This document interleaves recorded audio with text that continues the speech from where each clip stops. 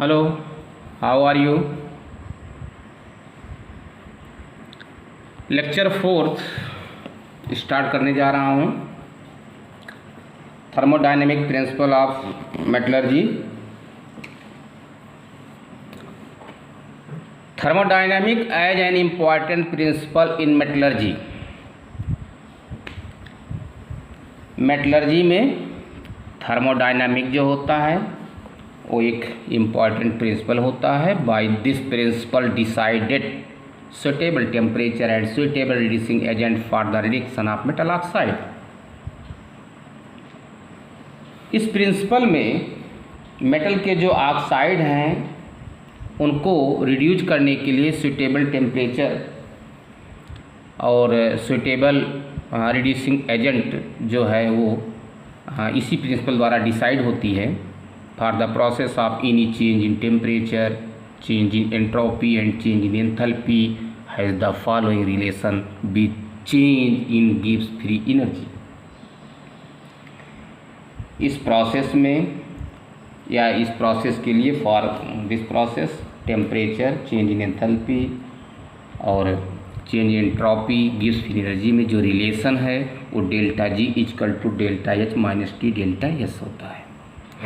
जहाँ पे where H delta G गिव्स फ्री एनर्जी है, तो गिव्स फ्री एनर्जी क्या होती है? The energy associate with a chemical reaction that can be use to do work. Metal oxide को जब आप मेटल में कन्वर्ट करते हो तो किसी रिड्यूसिंग एजेंट द्वारा करते हो, अर्थात रिड्यूसिंग एजेंट ही मेटल ऑक्साइड को मेटल में क्या करता है? कन्वर्ट करता है। तो हम कह सकते हैं कि रिड्यूसिंग एजेंट जो होता है वो एक यूजफुल वर्क करता है। तो केमिकल प्रोसेस में जो यूजफुल वर्क होता है उसे ही गिव्स फ्री एनर्जी कही जाती है, डेल्टा जी। डेल्टा एच क्या होता है? चेंज इन एंथैल्पी होती है। डेल्टा एच अगर पॉजिटिव है तो फॉर एंडोथर्मिक रिएक्शन, किसी भी एंडोथर्मिक रिएक्शन के लिए डेल्टा एच क्या होता है? पॉजिटिव होता है। और डेल्टा एच की वैल्यू अगर निगेटिव है तो वो एक्सोथर्मिक रिएक्शन होता है। Delta S change in entropy होती है। The solid of entropy is low, किसी भी सॉलिड की एंट्रोपी जो होती है वो लो होती है क्योंकि फोर्स ऑफ अट्रैक्शन काफ़ी ज़्यादा होता है और पार्टिकल्स जो होते हैं वो फ्री मोशन में मूवमेंट नहीं करते हैं, जिस कारण कि एंट्रोपी क्या होती है? एक तरह से रैंडमनेस है। तो यहाँ पे देखा गया कि किसी सॉलिड की जो एंट्रोपी होती है वो लो होती है, गैस की एंट्रोपी जो होती है वो हाई होती है क्योंकि गैस में फोर्स ऑफ अट्रैक्शन कम होता है, पार्टिकल जो होते हैं फ्रीली मूव करते हैं। When solid change into liquid then there is a increasing entropy. जब सॉलिड क्या होता है? लिक्विड में चेंज होता है, फोर्स ऑफ अट्रैक्शन डिक्रीज होता है और पार्टिकल जो होते हैं वो फ्री मूवमेंट करते हैं, जिससे एंट्रोपी क्या हो जाती है? बढ़ जाती है, अर्थात रैंडमनेस क्या हो जाता है? बढ़ जाता है। Similarly liquid change into vapour, जब लिक्विड वेपर में चेंज होता है देन आल्सो इंक्रीज एंट्रोपी, तभी एंट्रोपी जो होती है वो चेंज हो जाती है। तो ओवरऑल आपने देखा कि किसी सॉलिड की किसी जो सब्सटेंस सॉलिड होते हैं उनकी एंट्रोपी जो होती है वो मिनिमम होती है और गैस की एंट्रोपी हमेशा क्या होती है? वो हाई होती है। जब कोई सॉलिड लिक्विड में चेंज होता है तो एंट्रोपी इंक्रीज करती है, कोई लिक्विड अगर वेपर में चेंज हो रहा है तो भी एंट्रोपी क्या होती है? वो इंक्रीज करती है। On increasing the temperature the system of the entropy increase change in entropy in a reaction it can positive and negative। तो हम ये कह सकते हैं कि अगर आप किसी सिस्टम का टेम्परेचर आप बढ़ाते हो तो सिस्टम की जो एंट्रोपी है वो इंक्रीज कर जाती है। और ऐसा देखा गया कि किसी रिएक्शन में जो चेंज इन एंट्रोपी होती है वो पॉजिटिव भी हो सकती है और निगेटिव भी हो सकती है। The value of delta G for a reversible reaction is delta G equal to minus 2.303 RT log K। Reversible reaction में डेल्टा जी की जो वैल्यू होती है -2.303 RT log K होती है, जहाँ पे आप जानते हो वेरी डेल्टा जी गिव्स फ्री एनर्जी होती है। और क्या होता है? यूनिवर्सल गैस कांस्टेंट होता है, टी टेम्परेचर इन केल्विन में होता है और के क्या है? कांस्टेंट होता है on temperature for reactant oblique product system के लिए। अगर हम इक्वेशन सेकंड की बात करें delta G equal to 2 - 303 RT log की। अगर हम इसकी बात करें तो हम कह सकते हैं कि when the value of delta G is negative then the reaction occurs in the forward direction. ये डेल्टा जी की वैल्यू नेगेटिव होगी तो अभिक्रिया जो होती है वो फॉरवर्ड डायरेक्शन में होगी, but on any temperature when the value of delta G is positive. अब ये कह रहे हैं कि मान लीजिए यदि किसी टेम्परेचर पर डेल्टा जी की वैल्यू क्या हो, पॉजिटिव हो तो then reaction is not possible, तो अब क्रिया जो होती है वो पॉसिबल नहीं होती है, संभव नहीं होती है। ऑन इंक्रीजिंग द टेम्परेचर, ताप बढ़ रहा हो, the value of delta S increase, temperature बढ़ने से डेल्टा एस की वैल्यू क्या हो जाती है, वो भी इंक्रीज कर जाती है। When T is increased the value of T delta S increased, temperature बढ़ने से टी डेल्टा एस भी क्या हो जाती है, इंक्रीज हो जाती है, and becomes greater than that of delta H. यदि टी डेल्टा एस से ग्रेटर हो जाए तो ऐसी स्थिति में this make the value of delta ji negative and the reaction becomes feasible. तो ऐसे कंडीशन में अगर डेल्टा जी नेगेटिव होगी तो रिएक्शन क्या होगी, वो स्पॉन्टेनियस हो जाएगी, फेजिबल हो जाएगी। सेकेंड पार्ट इसका क्या है कि when the value of delta ji for a reaction is positive, यदि किसी रिएक्शन में डेल्टा जी की वैल्यू जो है वो पॉजिटिव हो तो रिएक्शन इज नॉट फेजिबल, तब रिएक्शन क्या होगा, नॉन स्पॉन्टेनियस होगा। इन ये प्रिस्क्राइब डायरेक्शन, किसी एक निश्चित दिशा में वो प्रक्रिया नहीं जाएगी। ये reaction can be made feasible in the same direction by coupling. आप उस रिएक्शन को अगर फिजिबल बनाना है सेम डायरेक्शन में तो बाय कपलिंग के द्वारा ही बना सकते हैं। ये रिएक्शन व्हिच हैज ये negative value of delta G so large,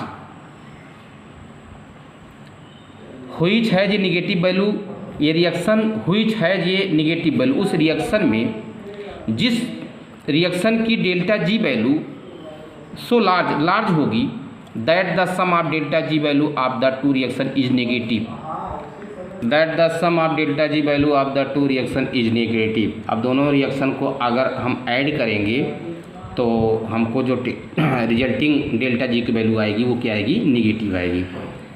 तो हम ये कह सकते हैं कि यदि किसी रिएक्शन के लिए डेल्टा जी पॉजिटिव होता है तो वो नॉन स्पॉन्टेनियस रिएक्शन होता है, बट ऐसी रिएक्शन को कराने के लिए अगर हम कोई रिएक्शन उसके साथ कपल कर दें तो उससे क्या होगा कि डेल्टा जी की वैल्यू होगी नेगेटिव हो जाएगी और दोनों रिएक्शन का जो रिजल्टिंग डेल्टा जी होगा वो क्या हो जाएगा, नेगेटिव हो जाएगा।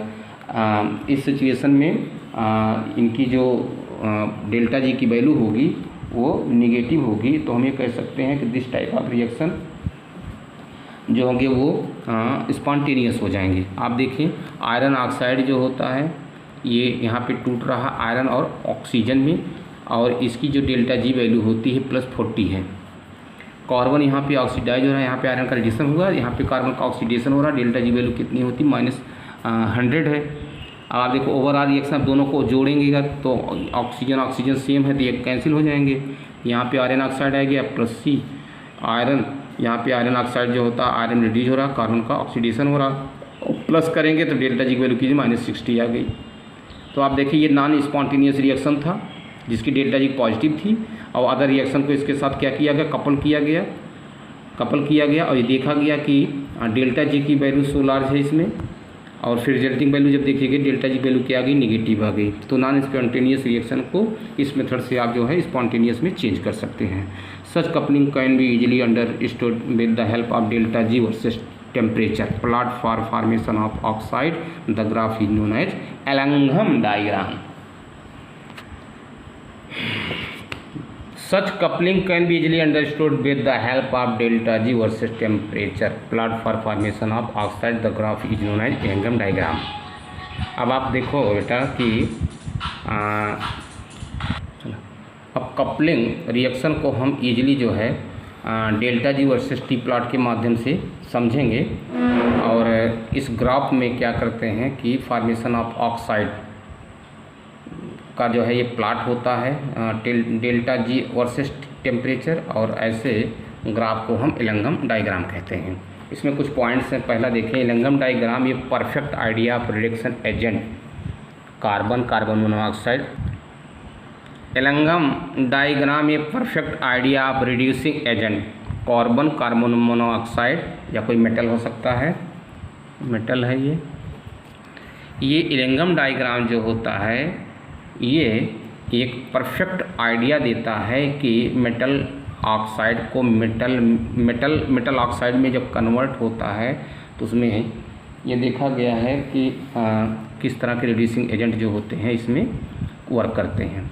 सेकंड होता है कि some metal oxide get reduce easily, कुछ मेटल ऑक्साइड जो होते हैं इजीली रिड्यूज हो जाते हैं और कुछ वेरी डिफ़िकल्ट कंडीशन में ही रिड्यूज हो पाते हैं। थर्ड पॉइंट होता है कि in any cause heating in required reduction हो या ना हो, पर मेटल ऑक्साइड मेटल में कन्वर्ट होगा किसी रिड्यूसिंग एजेंट के प्रेजेंस में, तो हीट की ज़रूरत पड़ेगी, रिक्वायर्ड हीट की होगी। और हमें कह सकते हैं कि मेटल ऑक्साइड का मेटल में रिड्यूसिंग करने के लिए हीट की ज़रूरत होती है, और ऐसे प्रोसेस को हम क्या बोलते हैं, इंडोथर्मिक प्रोसेस बोलते हैं। इसके लिए डेल्टा एच की वैल्यू क्या होती है, चेंज इन एंथैल्पी पॉजिटिव होती है। फोर्थ होता है कि study of variation in temperature during thermal reduction is known as pyrometallurgy. कभी कभी पायरोमेटलर्जी हाफ या 1 नंबर के पूछे जाते हैं कि पायरोमेटलर्जी क्या होती है। तो बेटा जब कोई मेटल का ऑक्साइड मेटल में रिड्यूज होता है तो जो रिडक्शन करते समय जो वेरिएशन टेम्परेचर में पाया जाता है उसी को हम क्या बोलते हैं, पायरोमेटलर्जी बोलते हैं। फिफ्थ क्या होता है कि reducing agent makes delta G negative. Reducing जो एजेंट होते हैं कार्बन मोनोऑक्साइड या मेटल्स, ये डेल्टा जी को क्या करते हैं, निगेटिव बनाते हैं। In this cause the reaction will be feasible, और ऐसे केस में in this case the reaction will be feasible, और ऐसे केस में जो आपका रिएक्शन होगा वो क्या होगा, फेजिबल होगा, अर्थात स्पॉन्टेनियस होता है। अब यहाँ पे देखें ये जो एरो के ऊपर हैं वो रिड्यूसिंग एजेंट होते हैं, कार्बन मोनोऑक्साइड और मेटल्स किसी मेटल ऑक्साइड को मेटल में कन्वर्ट करते हैं। अब हम एलंगम डायग्राम के कंक्लूजन के बारे में जानेंगे। फर्स्ट है आपका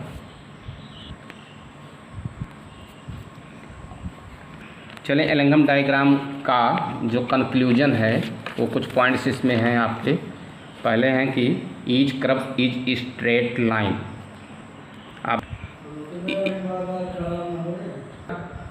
each curve is a straight line but when phase change so this curve does not in a straight line. The temperature at which this change occurs from there this curve exhibits a highly positive slope। इसमें आप देखें कि delta G versus temperature के बीच जब plot लिया गया तो ये देखा गया कि जितने कर्व्स हैं सब स्ट्रेट लाइन में हैं। आप देखिए जितने कर्व्स मिल रहे हैं सभी क्या हैं, वो स्ट्रेट लाइन में होते हैं। बट ये देखा गया कि जब फेज चेंज होता है इनका, जैसे यहाँ पे देखिए फेज चेंज हो रहा है, फेज यहाँ पे चेंज हो रहा है, फेज यहाँ पे चेंज हो रहा है। मैग्नीशियम ऑक्साइड जब बन फॉर्मेशन होता है तो उस समय कर्व चेंज हो रहा है। जिंक ऑक्साइड में कन्वर्ट होता है, वहाँ कर्व चेंज हो रहा है। आयरन ऑक्साइड में चेंज हो रहा है, यहाँ पे कर्व चेंज हो रहा है। तो जब देखा गया कि फेज चेंज होता है, कोई ठोस द्रव या कोई सॉलिड लिक्विड में या कोई लिक्विड गैस में कन्वर्ट होता है, उस कंडीशन में क्या होता है कि does not in curve does not in straight line. उस कंडीशन में जो कर्व्स होते हैं वो स्ट्रेट लाइन में नहीं होते हैं। The temperature at which this change, और ये देखा गया कि जिस टेम्परेचर पर यह चेंज हो रहा है occurs from there this curve exhibit ये हाई पॉजिटिव स्लोप। वहाँ से ये जो कर्व होते हैं वो हाई पॉजिटिव स्लोप जो होता है वो शो करते हैं, रिप्रेजेंट करते हैं। सेकंड अगर हम देखें, यहाँ पर देखें अब ये सभी जो हैं पॉजिटिव स्लोप दे रहे हैं। जहाँ से फेज चेंज होता है, टेम्परेचर अगर बढ़ गया है तो उस कंडीशन में जो स्लोप आपका है वो क्या होता है, वो हाईली पॉजिटिव हो जाता है। जहाँ से फेज चेंज होता है, यहाँ से फेज चेंज होता है, यह तेज़ी से ये पॉजिटिव स्लोप रिप्रेजेंट करते हैं। सेकेंड है the curve of carbon monoxide is found below because delta S increase and the value of delta G becomes more negative. आप यहाँ पे देखें कार्बन मोनोऑक्साइड है, ये बना रहा है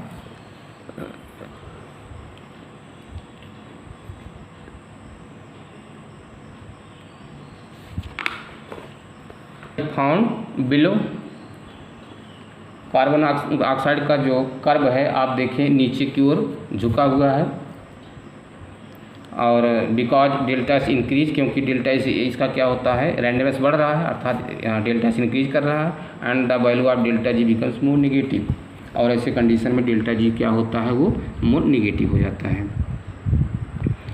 थर्ड है कि the metal oxide that have higher गिव्स energy value are more stable. ये कह रहे हैं कि वे जो मेटल के ऑक्साइड होते हैं और जिनका डेल्टा जी काफ़ी ज़्यादा हाई होता है, ऐसे मेटल ऑक्साइड जो होते हैं वो मोर स्टेबल होते हैं। फोर्थ पॉइंट है कि slope is positive in the formation of metal oxide because the value of delta G is less negative and increasing when the temperature rise। जबकि मेटल ऑक्साइड के फॉर्मेशन में जो slope of curves होते हैं, जब metal oxide का formation होता है उस कंडीशन में जो स्लोप ऑफ कर्व है वो क्या होता है कि पॉजिटिव, वो पॉजिटिव होता है। ऐसा क्यों होता है, क्योंकि डेल्टा जी जो होती है वो लेस निगेटिव हो जाती है। The value of delta G is less negative, delta G value क्या हो जाती है, लेस निगेटिव हो जाती है। And increase when the temperature rise, जब ताप बढ़ाने से, और पाया क्या गया कि ताप बढ़ाने पर क्या हो जाता है, वो बढ़ भी जाता है। तो increasing when the temperature rise, ताप बढ़ाने पर बढ़ जाता है। For some less active metal the delta G at high temperature increase to zero. ये देखा गया कि जो लेस रिएक्टिव मेटल्स होते हैं, जैसे फॉर एग्जांपल सिल्वर है, आपका मरकरी है, ये हाई टेम्परेचर पर ऑन डेल्टा जी की जो वैल्यू होती है वो इंक्रीजिंग टू ज़ीरो, वो जीरो तक क्या हो जाती है, इंक्रीज कर जाती है। बोथ ऑक्साइड, दोनों जो इनके ऑक्साइड हैं आर नॉट स्टेबल। ऐसे कंडीशन में इनके ऑक्साइड जो होंगे वो स्टेबल नहीं होंगे एट हाई टेम्परेचर पर, अर्थात कह सकते हैं कि हाई टेम्परेचर पर इनके जो ऑक्साइड होते हैं वो are not stable and themselves becomes decompose, और ये जो होते हैं स्वयं ही क्या हो जाते हैं, डिकम्पोज हो जाते हैं। It does not require any reducing agent for extraction, extraction के लिए इनके एक्सट्रैक्शन में इनके लिए किसी रिड्यूसिंग एजेंट की रिक्वायरमेंट नहीं होती है। अब आप देखें सिल्वर ऑक्साइड डायरेक्ट हीट कर दिया गया, सिल्वर में रिड्यूज हो गया, और यहाँ पे देखें मर्क्यूरी का ऑक्साइड डायरेक्ट रिड्यूज हो रहा है मरकरी में। 6 पॉइंट होता है कि अगर हम टेम्परेचर इंक्रीज करते हैं तो डेल्टा जी क्या हो जाता है, इंक्रीज हो जाता है। ऐसे कंडीशन में मेटल ऑक्साइड बिकम अनस्टेबल, तब क्या होगा, टेम्परेचर इंक्रीज होने से डेल्टा जी इंक्रीज होता है, और जब डेल्टा जी इंक्रीज हो जाएगा तो मेटल जो होंगे ऑक्साइड वो अनस्टेबल हो जाएंगे। इज हाई फॉर ये मेटल ऑक्साइड, जब किसी मेटल ऑक्साइड की डेल्टा जी क्या हो जाती है, वो हाई होती है, तो metal oxide become less stable, जो मेटल के ऑक्साइड होते हैं वो लेस स्टेबल होते हैं। आप देखें यहाँ पे कि ऑक्साइड यहाँ देखिए मोर स्टेबल होता है, मरकरी का ऑक्साइड और सिल्वर का ऑक्साइड क्या होता है, ये लेस स्टेबल होता है, लेस स्टेबल होता है। अब इनमें देखें अगर आप, तो इनके लिए डेल्टा जी की वैल्यू क्या होती है, नेगेटिव होती है, और इनके लिए क्या होती है, डेल्टा जी पॉजिटिव होती है, पॉजिटिव होती है। और ये इन कंडीशन में अगर आप देखोगे कि जैसे जैसे आप ग्राफ में नीचे की तरफ जाते हो ये मोर निगेटिव होती हैं, और जब आप ऊपर जाते हैं तो लेस निगेटिव हो जाती है, और जीरो के बाद इनकी वैल्यू क्या हो जाती है, पॉजिटिव हो जाती है। और जीरो के बिलो कंडीशन में रिड्यूसिंग एजेंट की ज़रूरत पड़ती है, और उसके एबव हम चलते हैं तो किसी रिड्यूसिंग एजेंट की ज़रूरत नहीं पड़ती है। और बिना रिड्यूसिंग एजेंट के क्या होते हैं, ऐसे मेटल का एक्सट्रैक्शन केवल हीट के द्वारा कर लिया जाता है। In the Ellingham diagram the metal below can reduce metal oxide above it but the one above does not. ये कह रहे हैं कि एलंगम डायग्राम में जो मेटल क्या होते हैं ग्राफ में बिलो होते हैं, कैन रिड्यूस मेटल ऑक्साइड, वो क्या करते हैं मेटल ऑक्साइड को, अपने के ऊपर के मेटल ऑक्साइड को क्या करते हैं, can reduce metal oxide above, अपने ऊपर के मेटल ऑक्साइड को रिड्यूस कर देते हैं। But one above does not, पर जो नीचे हो जो ऊपर होते हैं वो ऐसा नहीं कर पाते हैं। आप दोबारा समझें इसको। ये कह रहे हैं कि एलंगम डायग्राम में जो मेटल बिलो होता है वो अपने एबव के मेटल ऑक्साइड को रिड्यूस कर देता है, बट जो एबव मेटल होते हैं वो क्या करते हैं, मेटल ऑक्साइड को रिड्यूस नहीं कर पाते हैं, और ये इनकी रिएक्टिविटी के कारण ही ऐसा होता है। फॉर एग्जांपल देखिए, magnesium can be reduce zinc oxide, iron oxide, copper oxide etcetera. अब आप देखें मैग्नीशियम जो होता है वो यहाँ पर देखें ग्राफ में मैग्नीशियम जो होता है वो नीचे है, इसके ऊपर कौन कौन है, जिंक ऑक्साइड है। आप देखें यहाँ पे आयरन का ऑक्साइड है, यहाँ देखें कॉपर का ऑक्साइड है। ये सभी क्या होते हैं, मैग्नीशियम मेटल से ऊपर हैं, तो ये सभी जो होते हैं इनके द्वारा रिड्यूस हो जाते हैं। लेकिन but aluminium, iron, zinc and copper not reduce MgO। अब एल्युमिनियम आप देखो, एल्युमिनियम जो है, एल्युमिनियम है ये, iron, zinc and copper not reduce MgO। ऐसा क्यों? क्योंकि ये मेटल जो होते हैं वो प्लॉट में एबव है, MgO के एबव है, इसलिए ऐसा नहीं हो पाता है। 9th की अगर बात करें, reaction depend upon the temperature. Reaction जो होते हैं वो किस पर डिपेंड होते हैं, टेम्परेचर पर डिपेंड होते हैं। Aluminium metal can not be reduce MgO। Aluminium metal जो होते हैं वो MgO को रिड्यूस नहीं कर पाते हैं, but in curve aluminium metal can be reduce MgO। ये देखा गया कि कर्व में एल्युमिनियम मेटल जो होता है वो MgO को क्या करता है, रिड्यूस कर देता है after point A. After point A मतलब कर्व में पॉइंट ए के आफ्टर एल्युमिनियम मेटल जो होता है वो क्या कर देता है, MgO को रिड्यूस कर देता है। यहाँ पर देखें MgO, पहले ये तो बोला गया कि एल्युमिनियम मेटल जो होता है MgO को रिड्यूस नहीं कर पाता है, लेकिन ए के पॉइंट ये है। अब आफ्टर ए के बाद देखा गया कि एल्युमिनियम जो मेटल होता है वो क्या करता है, MgO को रिड्यूस कर देता है। ऐसा क्यों हुआ?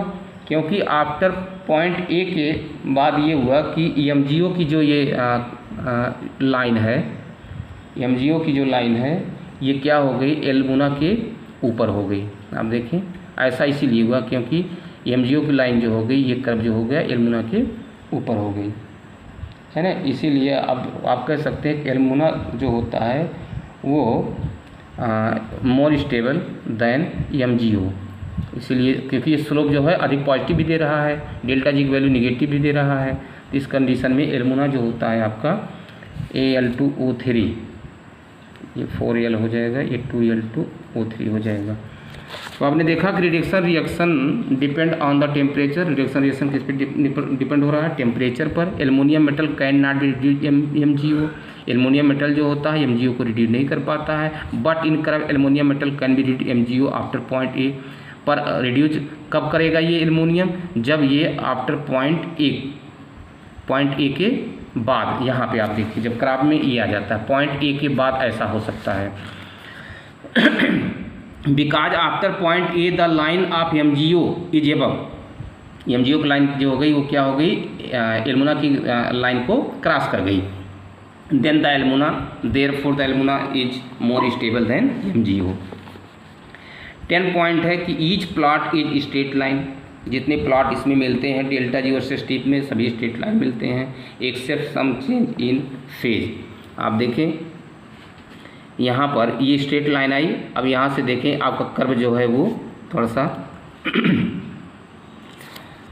Accept some change in phase. आप देखें ईच प्लॉट जो होता है वो स्ट्रेट लाइन में होता है, जब फेज चेंज होता है तो लाइन क्या हो गई, इसकी चेंज हो गई। और ये पॉइंट जो होता है इनके मेल्टिंग पॉइंट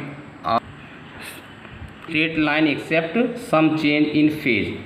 जितने प्लॉट आपको डेल्टा जी वर्सेस टी में मिलते हैं सभी स्ट्रेट लाइन में मिलते हैं, और जहाँ पर फेज चेंज होता है वहाँ पे स्ट्रेट लाइन की जो है वो भी चेंज हो जाती है। जैसे देखें सॉलिड लिक्विड में, लिक्विड गैस में अगर चेंज होता है तो जिस पॉइंट पे चेंजिंग होती है वो पॉइंट उसकी मेल्टिंग और बॉइलिंग पॉइंट कही जाती है। तो such change in phase is indicate, और ये चेंज जो होता है वो क्या इंडिकेट करता है, by abrupt increasing in slope on positive side.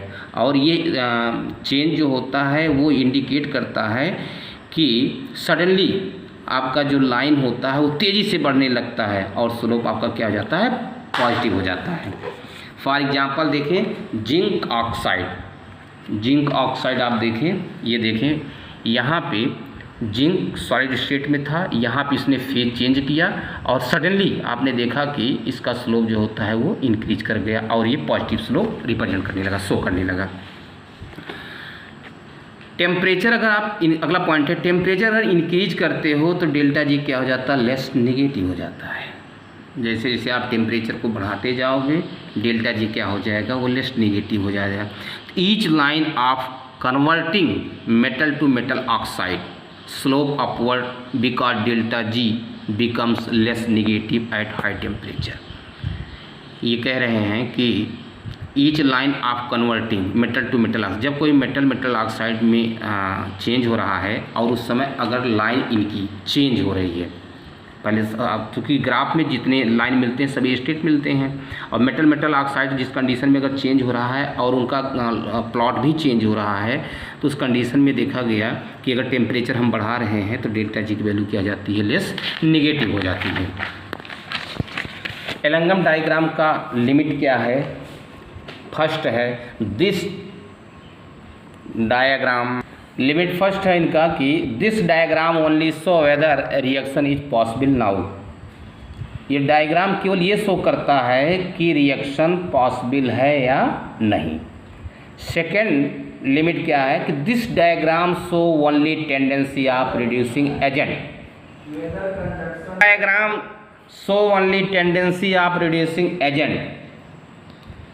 ये डायग्राम ओनली ये शो करता है कि रिड्यूसिंग की जो टेंडेंसी, मतलब रिड्यूसिंग एजेंट की टेंडेंसी को ही ये डायग्राम क्या करता है, ओनली शो करता है, ओनली रिड्यूसिंग एजेंट की टेंडेंसी को। थर्ड पॉइंट है इनका, this diagram only explain the solid state of reactant or product. यह जो आपका डायग्राम है ये ओनली एक्सप्लेन करता है रिएक्टेंट आर प्रोडक्ट के सॉलिड स्टेट को, ओनली सॉलिड स्टेट को, दैट्स